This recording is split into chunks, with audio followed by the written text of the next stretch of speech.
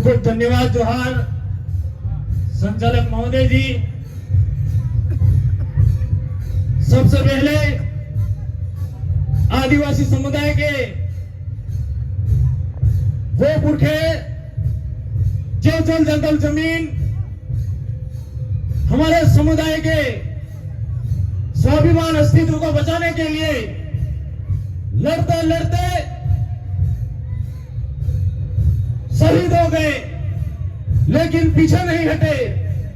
उन तमाम पुरखों को मेरा दिल से जोहार नमन करता हूं साथियों।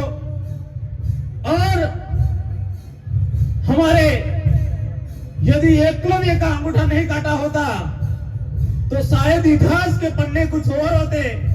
उस एकलव्य भील को नमन करना चाहूंगा। साथ ही साथ हमारी नंदाबाई भील को दिल से सैल्यूट जोहार करना चाहूंगा, जिनकी वजह से इस देश के आदिवासियों को कैलाश बनाम महाराष्ट्र की सरकार का जो जजमेंट मिला 5 जनवरी 2011 को कि इस देश का मालिक 8% आदिवासी है। साथियों, मुझे संचालक महोदय जी ने पहले ही बोला है समय कम है, लेकिन आप सभी को मैं राजस्थान भील प्रदेश की धरती से आया हूं। राजस्थान भील प्रदेश की तरफ से आप सभी को विश्व आदिवासी दिवस की हार्दिक शुभकामनाएं, बधाई, जोहार करता हूं। साथियों, मेरा आपसे सवाल है कि 1994 में विश्व आदिवासी दिवस घोषित हुआ। आज 2025 से 31 वर्ष हुए।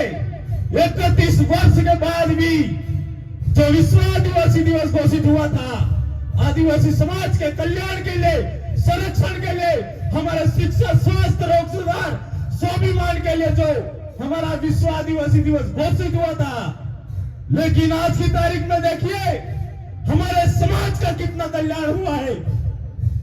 आपको कहीं लग रहा है क्या? मैं आपसे कहना चाहता हूं कि देश में जो इस देश का मालिक है आदिवासी, उस आदिवासी समाज के लोगों पर गैर आदिवासी लोग पेशाब कर रहे हैं। मणिपुर के अंदर हमारी बहन बेटियों को नीम रास्ते में घुमा रहे हैं। क्या यही हमारे समाज का कल्याण हुआ है?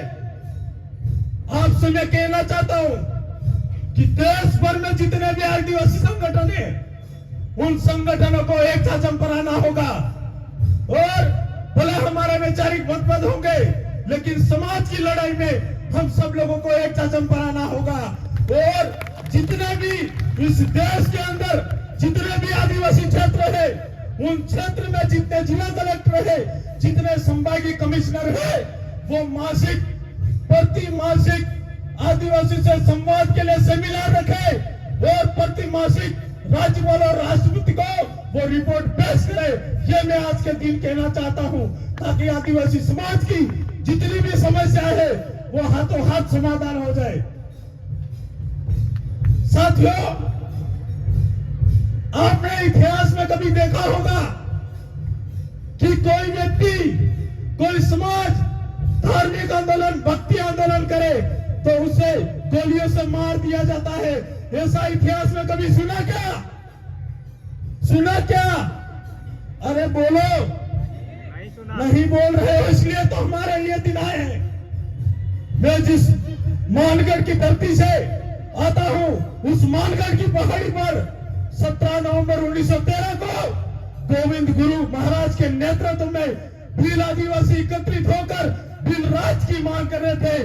उन लोगों को गोलियों से भून दिया गया, 1507 आदिवासियों को मार दिया गया।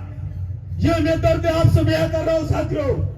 और इतिहासकारों ने बताया कि ये लोग भक्ति आंदोलन कर रहे थे। भक्ति आंदोलन करने वालों को कभी कोई मारता है क्या? तो साथियों, मैं आपसे कहना चाहता हूं, देश में आदिवासियों की हालत खराब है। आए दिन सरकारें वन अधिनियम के तहत हमारे आदिवासियों को जंगलों से विस्थापित कर रहे हैं। तो मेरा आपसे कहना है कि सरकार पहले आई है या आदिवासी पहले है? आदिवासी पहले है। हम कहना चाहते हैं सरकारों से, चाहे वो केंद्र सरकार हो चाहे वो राज्य सरकार हो, हमारे पास जितनी जमीन है वो हमारे बाप के बाद हमारे पुरखों की व्यवस्था से चली आ रही जमीन है। और सरकार, अगर तेरे में दम है तो तू तेरा बाप बता दे सरकार कि ये जमीन तेरी कैसे हुई। उसके लिए भी हमारे समाज के जितने संगठन है उनको एक जचन पर आना होगा। साथियों, भूमि अधिग्रहण अधिनियम वर्ष 2013 की बात करूं, सेक्शन 41-42 में स्पष्ट लिखा है कि जब तक ना जरूरी हो तब तक अनुसूचित क्षेत्र में भूमि पर किसी भी प्रकार का अधिग्रहण नहीं किया जा सकता। लेकिन फिर भी सरकारें आए दिन स्टैच्यू ऑफ यूनिटी और टाइगर प्रोजेक्ट डैम बनाने के नाम पर आदिवासी क्षेत्र में लगातार जमीन का अतिक्रमण कर रहे हैं। क्या हमारे साथ ये सरकारें सही कर रही है क्या? यदि सरकारें सही करती तो इस देश के मालिकों को आज शहरों की गंदी गटर की नालियों के पास नहीं सोना पड़ता। साथियों, समय है न्याय करने का। आपको मैं एक बात कहना चाहता हूं, मैं किसी की धार्मिक भावनाओं को हाथ नहीं पहुंचाना चाहता, लेकिन मैं आपसे कहना चाहता हूं, हमारी जनसंख्या आज की तारीख में कितनी है? कितना प्रतिशत है? इतना तो पता होगा, 8%। 8% जनसंख्या हमारी है इस देश के अंदर।